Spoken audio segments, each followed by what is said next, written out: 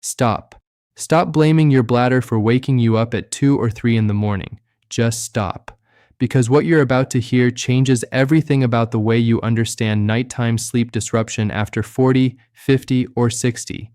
I'm Dr. John Marston, and after more than 3 decades as a vascular and metabolic surgeon, I have stood over operating tables holding arteries that look 20 years older than the patient attached to them, and I have watched perfectly intelligent, disciplined people slowly decline because of a process that began with something as simple as waking up every night at the same hour. You think those awakenings are just part of getting older. You're wrong.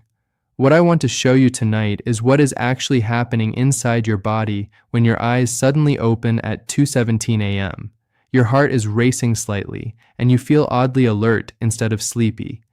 By the time I finish walking you through this case, you will never look at nighttime waking the same way again. When Robert arrived at my operating table, his blood pressure had surged so violently during the night that it triggered a vascular emergency.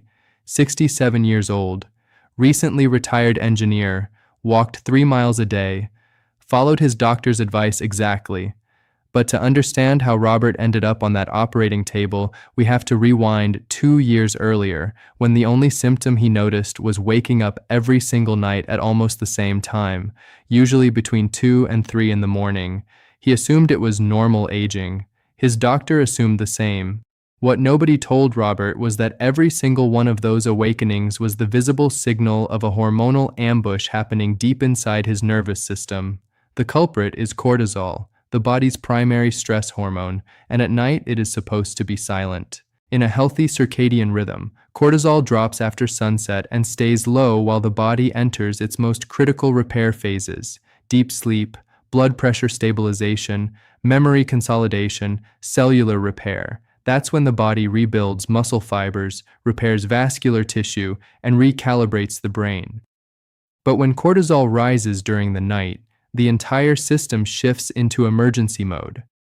Think of it like a military alarm being triggered inside a city that should be asleep. The sympathetic nervous system deploys instantly. Glucose floods into the bloodstream. Heart rate increases. Brain activity spikes. And suddenly the body that was supposed to be repairing itself is fighting a battle it doesn't even understand. I've seen the evidence directly in surgical tissue. Blood vessels stiffened, hormonal signaling disrupted. Not bad luck, not genetics. A nightly cortisol surge running for years without anyone recognizing it. Pause this video for a moment and think about the last week of your sleep. How many nights did you wake up at almost the same time? Write the number down, because I haven't told you the worst part yet. The awakening itself isn't the damage. It's just the alarm bell. The real damage is the mechanism triggering that alarm in the first place. And most people never realize it's happening until years later, when the consequences show up in blood pressure, memory decline, or cardiovascular disease. And the mechanism behind it is far more deceptive than anyone realizes. Now we start the investigation. When I operate on someone who has been waking up night after night for years, the evidence isn't abstract, it's physical. The blood vessels show chronic stress signaling. The nervous system markers are elevated. The metabolic pathways look like a battlefield that never stood down. And the first perpetrator in this case is something most people never suspect: nighttime blood sugar instability. Let me show you the chain of events, because this is where the mechanism begins to make sense. It starts with a drop in blood glucose during the night. That drop activates the hypothalamus in the brain, which interprets it as a potential survival threat. The hypothalamus immediately activates the HPA axis, the hypothalamic pituitary adrenal cascade, and that cascade releases cortisol like an emergency flare into the bloodstream. Cortisol's job is simple: raise blood sugar quickly. It does this by forcing the liver to dump glucose into circulation through a process called gluconeogenesis. But here's the critical point most people never hear. Cortisol doesn't wake you up gently. It wakes you up like a fire alarm. Your heart rate increases. Your brain shifts into alert mode. The sympathetic nervous system, the fight-or-flight division, deploys instantly. Your body is now a fortress responding to what it believes is an invasion. Think of cortisol as a saboteur disguised as a rescue team.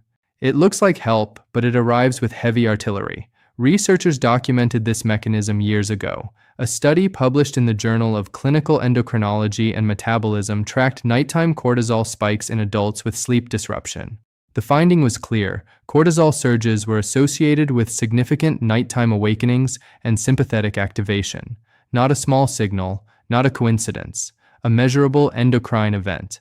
Let me put that in real terms for you. If that surge happens occasionally, the body recovers. But if it happens every single night for years, the body never truly enters the deep repair stages of sleep. That means the cardiovascular system never fully resets, the brain never completes memory consolidation, and inflammatory signaling stays elevated.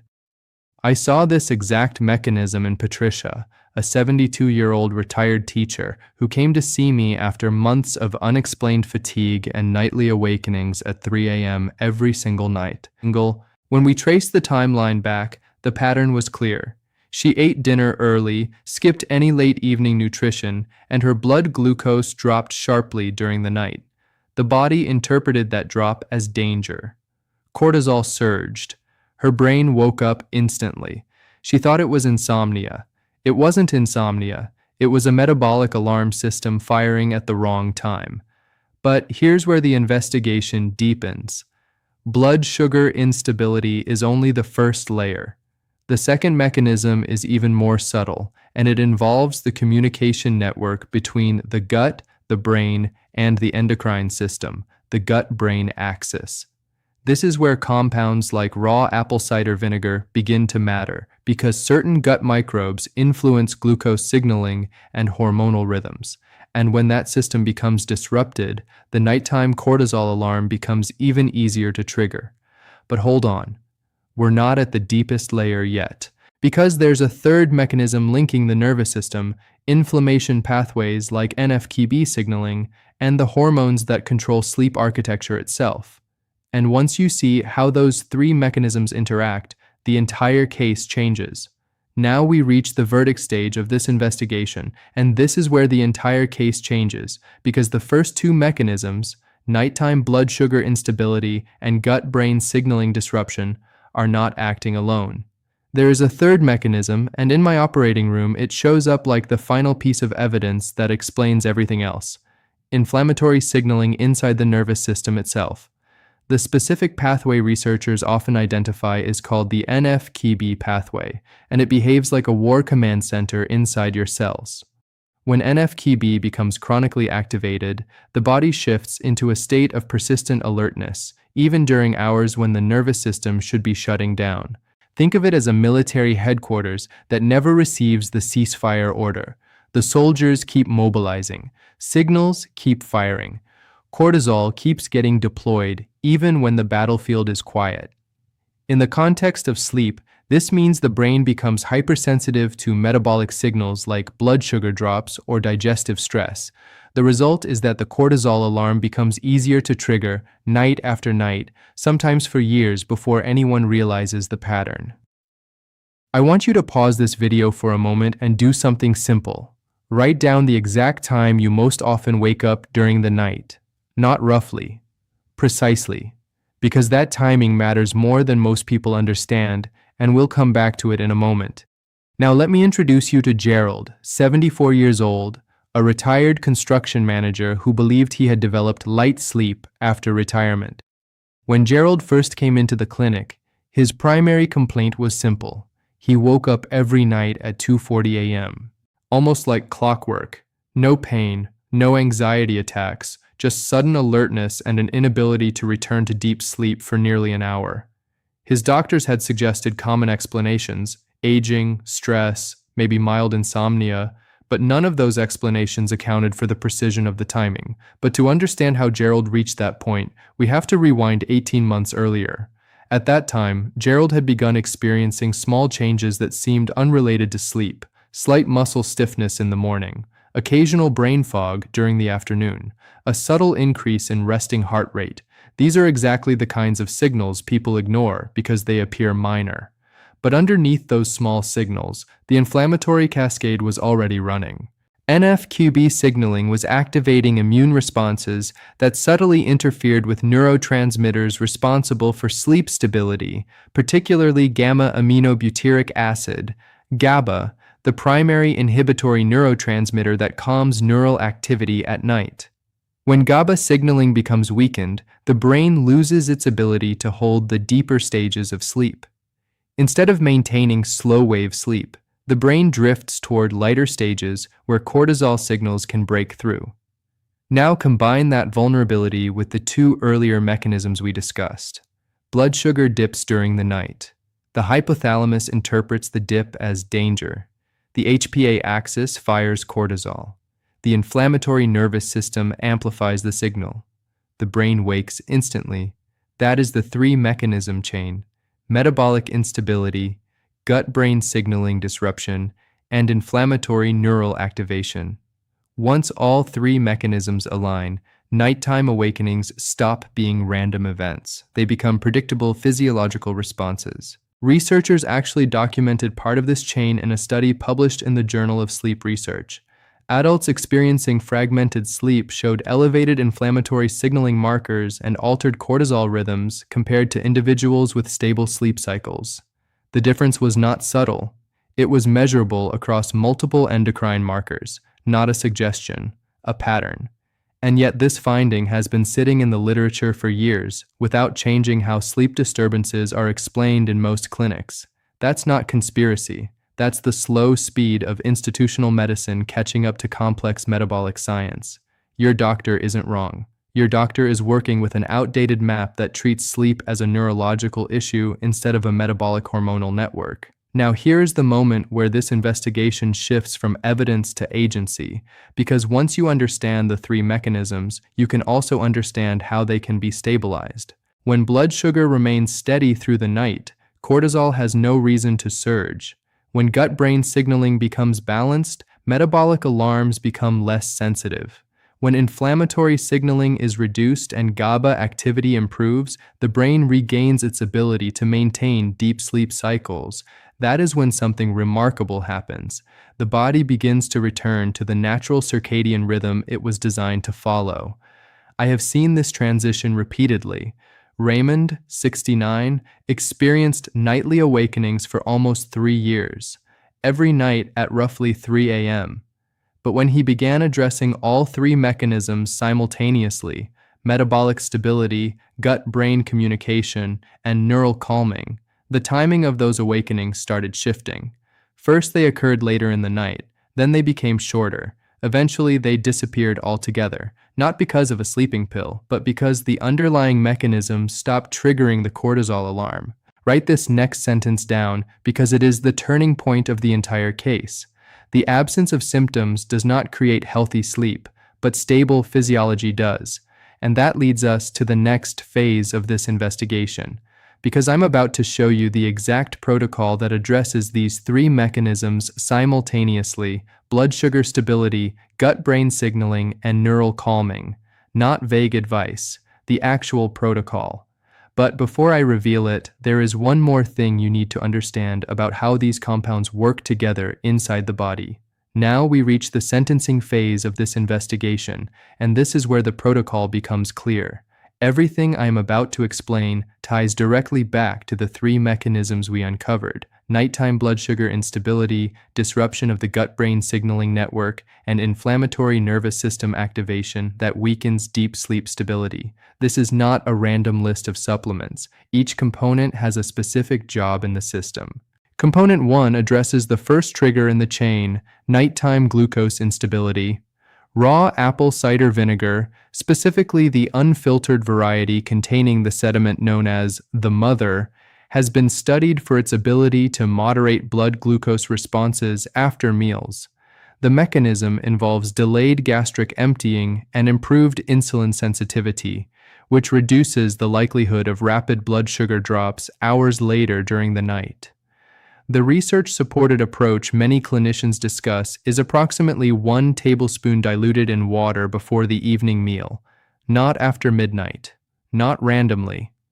Before dinner, when it can influence the metabolic response that carries into the night. Component 2 targets the neural calming mechanism through magnesium, particularly magnesium glycinate. Magnesium participates in hundreds of biochemical reactions, including regulation of GABA, the inhibitory neurotransmitter responsible for calming neural activity. When magnesium levels are insufficient, GABA signaling weakens, and the brain becomes more sensitive to cortisol signals during the night. Research examining magnesium supplementation in older adults has shown improvements in sleep efficiency and reduced nighttime awakenings in some individuals. The commonly discussed amount in sleep research ranges around 200–400 milligrams taken in the evening, though individual responses vary. Component 3 supports circadian rhythm signaling. Tart cherry products have drawn attention because they naturally contain melatonin along with anthocyanin antioxidants that influence inflammatory pathways related to sleep regulation. Some clinical trials examining tart cherry juice in adults with insomnia reported modest increases in total sleep time and improved sleep efficiency. The timing most often discussed in these studies is approximately 1 hour before bedtime, allowing the melatonin content to align with the body's natural sleep onset signals. Component 4 targets stress response signaling directly. Ashwagandha, an herb traditionally used in South Asian medicine systems, has been examined in modern clinical trials for its potential effects on perceived stress and cortisol levels. Some studies suggest that standardized extracts may help support a calmer physiological stress response when taken consistently over time. By moderating the stress signaling pathways, the likelihood of sudden nighttime cortisol activation may decrease. Component 5 focuses on metabolic stability during the night itself. Small amounts of natural honey before bedtime have been discussed in metabolic sleep research because the combination of glucose and fructose may support liver glycogen stores, which the brain relies on for stable overnight energy signaling. When liver glycogen drops too low, the brain may trigger cortisol to restore glucose levels. Supporting glycogen availability may reduce that signal. Finally, glycine, an amino acid involved in neurotransmitter activity and temperature regulation, has been studied for its ability to promote faster sleep onset and improved sleep quality when taken before bedtime. Glycine functions partly by promoting mild reductions in core body temperature and by supporting inhibitory signaling in the nervous system. Now I know what some of you are thinking. Your doctor may disagree with parts of this. That doesn't mean your doctor is wrong. It means sleep science spans multiple disciplines that traditional training sometimes addresses separately. Another question people often raise is cost. Compare the daily cost of dietary components or supplements to the consequences we discussed earlier. Years of fragmented sleep affecting cardiovascular health, cognition, and metabolic stability. The arithmetic becomes clear very quickly, and the final question is the one I hear most often. How do I know whether improving these mechanisms will help me? The honest answer is that individual biology always varies, but the physiological pathways involved, cortisol rhythms, glucose regulation, neurotransmitter balance, operate in every human nervous system. When those pathways stabilize, sleep architecture often stabilizes as well. Before you leave this video, leave a comment describing what time you most often wake up during the night. That single detail can reveal patterns many people never notice. Share this video with someone who complains about waking up every night at the same hour. Subscribe if you want to follow future investigations into how metabolism, hormones, and sleep interact. Because the next case we're examining looks at another hidden factor affecting sleep in adults over 50, the surprising connection between nighttime dehydration and cardiovascular stress signals during deep sleep.